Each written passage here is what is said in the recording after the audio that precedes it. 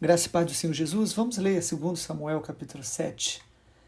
E aconteceu que quando o rei Davi já morava em seu palácio, pois o Senhor lhe tinha dado descanso de todos os seus inimigos ao redor, o rei disse ao profeta Natã: Veja, estou morando num palácio feito de cedro, mas a arca de Deus se encontra numa tenda. Então Natã disse ao rei: Vá e faça tudo o que estiver em seu coração, porque o Senhor está com você. Porém, naquela mesma noite, a palavra do Senhor veio a Natã, dizendo: Vai e diga a meu servo Davi: Assim diz o Senhor: Você quer edificar um templo para a minha habitação?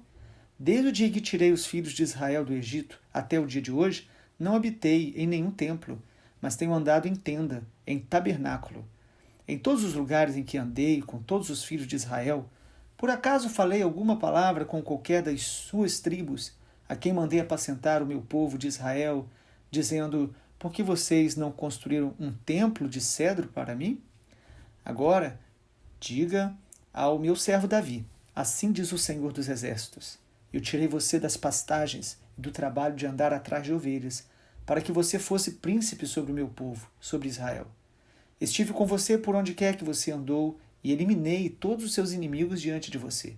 Engrandecerei o seu nome, como só os grandes têm na terra. Prepararei um lugar para o meu povo, para Israel, e o plantarei para que habite no seu lugar e não seja mais perturbado, e jamais os filhos da perversidade o afligirão, como no passado. Desde o dia em que mandei que houvesse juízes sobre o meu povo de Israel, eu lhe darei descanso de todos os seus inimigos. O Senhor também lhe faz saber que ele, o Senhor, fará uma casa para você. Quando os seus dias se completarem e você descansar com os seus pais, então farei surgir depois de você o seu descendente, que procederá de você, e estabelecerei o seu reino. Este edificará um templo ao meu nome, e eu estabelecerei para sempre o trono do seu reino. Eu lhe serei por pai, ele me será por filho. Se vier a transgredir, eu o castigarei com varas de homens e com açoites de filhos de homens. Mas a minha misericórdia não se afastará dele, como a retirei de Saul, a quem tirei diante de você. Quanto a você, a sua casa e o seu reino serão confirmados para sempre diante de mim, o seu trono será estabelecido para sempre. Segundo todas essas palavras e conforme toda esta visão, assim Natã falou com Davi. Então o rei Davi se pôs diante do Senhor e disse: Quem sou eu? Senhor Deus, e qual é a minha casa para que tenhas trazido-me até aqui? E como se isto ainda fosse pouco aos teus olhos, Senhor Deus, também falaste a respeito da casa de teu servo para tempos distantes. Isto é instrução para toda a humanidade, ó Senhor Deus. Que mais ainda te poderá dizer Davi? Pois tu conheces bem o teu servo. Ó Senhor Deus, por causa da tua palavra, segundo o teu coração, fizeste toda esta grandeza, dando-a a conhecer a teu servo. Portanto, grandioso és tu, ó Senhor Deus, porque não há ninguém semelhante a ti e não há outro Deus além de ti, segundo tudo o que nós mesmos temos ouvido. Quem há como teu povo, como Israel, gente única na terra, a quem Deus foi resgatar para ser o seu povo? Fizeste para ti mesmo um nome e fizeste por teu povo estas grandes e tremendas coisas para a tua terra, diante do teu povo, que resgataste do Egito, desterrando as nações e os seus deuses. Estabeleceste o teu povo de Israel por teu povo para sempre, e tu, ó Senhor, te fizeste o seu Deus. E agora, Senhor Deus, quanto a esta palavra que disseste a respeito de teu servo e a respeito da sua casa, confirma para sempre. Faze como falaste. Seja para sempre engrandecido o teu nome, e que se diga: o Senhor dos Exércitos é Deus sobre Israel, e a casa de Davi, teu servo, será estabelecida diante de ti. Pois tu, ó Senhor dos Exércitos, Deus de Israel, fizeste ao teu servo esta revelação, dizendo: edificarei uma casa para você. Por isso, o teu servo se animou para fazer-te esta oração. Agora, pois, ó Senhor Deus, tu mesmo és Deus, e as tuas palavras são verdade, e tens prometido ao teu servo este bem. Queiras agora abençoar a casa do teu servo, a fim de permanecer para sempre diante de ti. Pois tu, ó Senhor Deus, o disseste, e com a tua bênção a casa do teu servo será abençoada para sempre. Glória a Deus. Em 2 Samuel capítulo 7, a gente vê Davi desfrutando de um tempo de paz e tranquilidade. Agora ele e a sua família não estavam mais fugindo de Saul, se escondendo nas cavernas, mas ele realmente estava desfrutando desse tempo do favor de Deus estabelecido. Agora ele era rei, ele tinha toda a autoridade dada pelo Senhor sobre o povo de Israel, os inimigos ao redor respeitavam esse domínio que Deus deu a Davi, deu a Israel, e é nesse momento que Davi decide compartilhar com Natã, o profeta, um desejo muito sincero de construir para o Senhor um templo. Ele entendia que a arca do Senhor era tão importante, era a representação da presença de Deus. Ele trouxe a arca para o centro de Jerusalém ali, o tabernáculo que o Senhor ensinou, revelou a Israel para que fosse ali um modelo de adoração, como adorar ao Senhor. Mas Davi, ele quer construir um templo. Deus nunca havia pedido um templo. Deus, ele realmente sempre revelou o desejo de habitar no seu povo, entre o seu povo, a tabernacular entre nós, que tem a ver com essa habitação, essa hospedagem de Deus em nós. Mas Davi é movido ali por um desejo sincero, e Natã, o profeta, quando ouve isso, não consulta o Senhor e abençoa de maneira precipitada, dizendo: olha, Davi, Deus está com você. Então, se Deus tem te abençoado, se você está nesse tempo de tanta graça de Deus, faz o que você está desejando, aquilo que está no seu coração, Deus vai abençoar. E é aí que nós vemos o engano.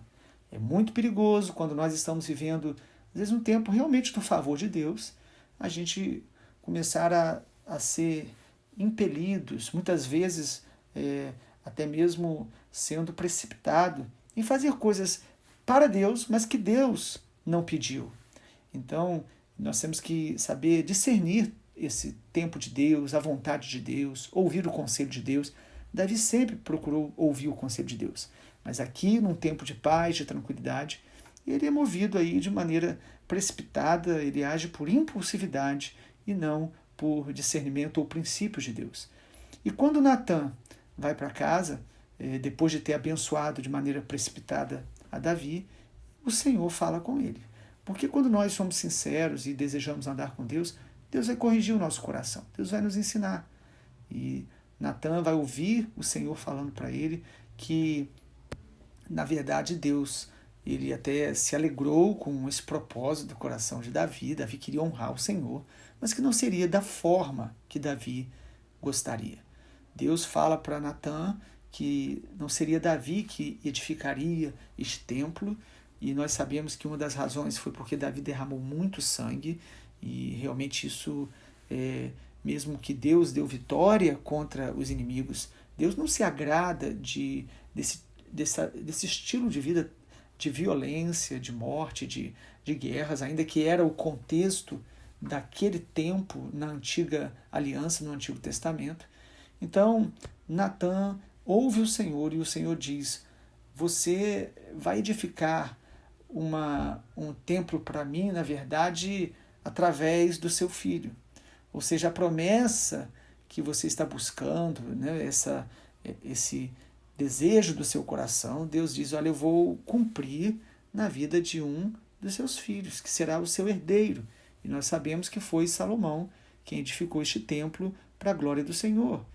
E Deus, antes de realmente trazer essa revelação, Deus, ele mostra para Davi, ele fala para que Natã falasse com Davi, dizendo o seguinte: olha, desde o dia que eu tirei Israel do Egito até hoje, eu não habitei em nenhum templo.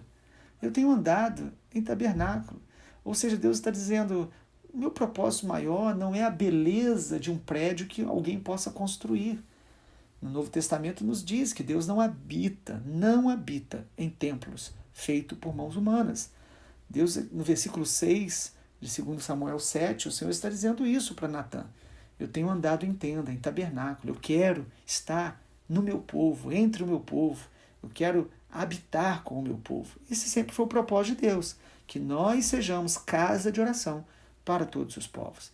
E aí o Senhor meio que faz ali uma linha do tempo, conta a história do próprio Davi.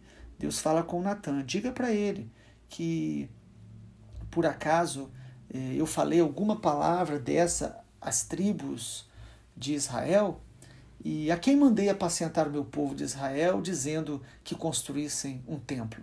Ou seja, Deus está dizendo, o meu coração, o meu propósito maior não é esse. Mas no versículo 8 o Senhor diz, diga para Davi, eu tirei você das pastagens do trabalho de andar atrás de ovelhas e eu fiz você príncipe sobre o meu povo. Então, primeiro Deus está mostrando, Davi, tudo o que aconteceu na sua vida até agora foi a minha mão, a minha graça, meu poder. No versículo 9 o Senhor diz, eu estive com você por onde quer que você andou e dei vitória sobre os inimigos. E aí o Senhor faz uma promessa para Davi, ele diz, eu vou engrandecer o seu nome, como só os grandes têm na terra. E Deus diz, eu vou plantar o meu povo. O que Deus está mostrando para Davi é que o mais importante não era o templo, mas era Davi permanecer na presença de Deus e o povo andar na presença de Deus. É a intimidade com Deus o mais importante, do que obras, do que até mesmo o nosso ministério. Deus está mostrando, olha, eu habitei com vocês, eu tirei você de onde você estava, plantei onde você está agora, eu vou guardar o meu povo. E o Senhor ainda diz para Davi que quando os dias de Davi se completassem, aí sim o Senhor diz no versículo 12 que o seu descendente estabeleceria o seu reino e ele ia edificar um templo.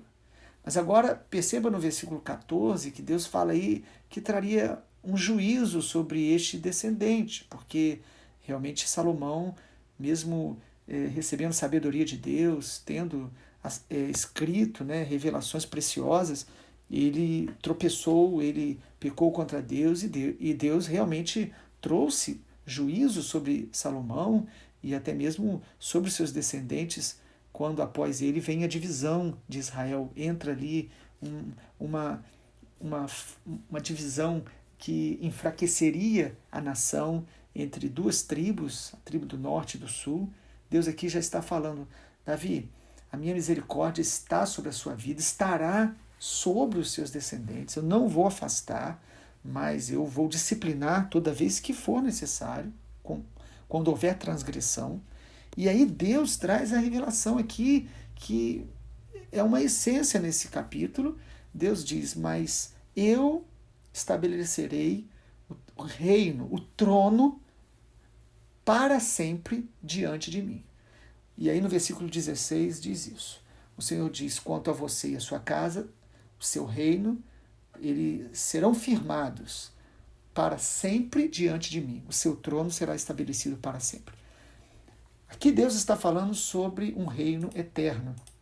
E nós sabemos que essa promessa aí de um reino eterno está falando acerca do nosso Senhor Jesus, que seria mesmo descendente de Davi, da tribo de Judá. Em Mateus capítulo 1, versículo 1, diz assim, livro da genealogia de Jesus Cristo, filho de Davi, filho de Abraão.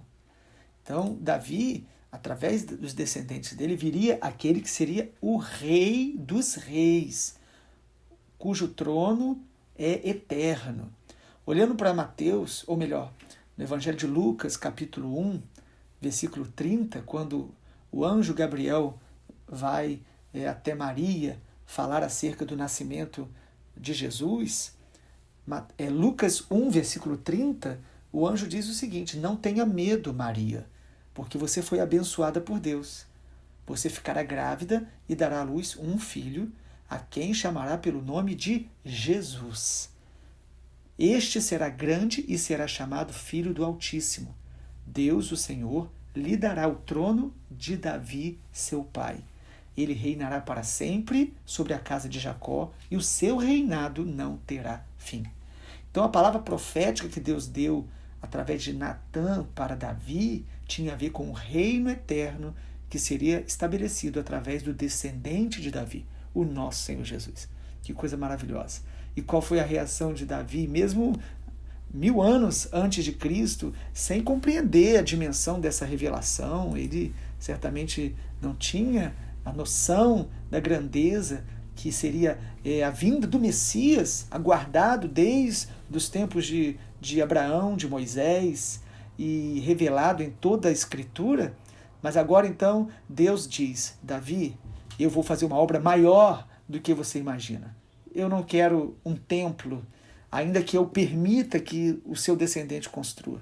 Eu quero habitar no meio do meu povo, e essa plenitude da minha habitação só será possível através do meu filho, do Rei dos Reis, do Senhor dos Senhores, que virá. E o seu reino, sim, o reino do Senhor Jesus será eterno, é eterno, é acima de toda a comparação.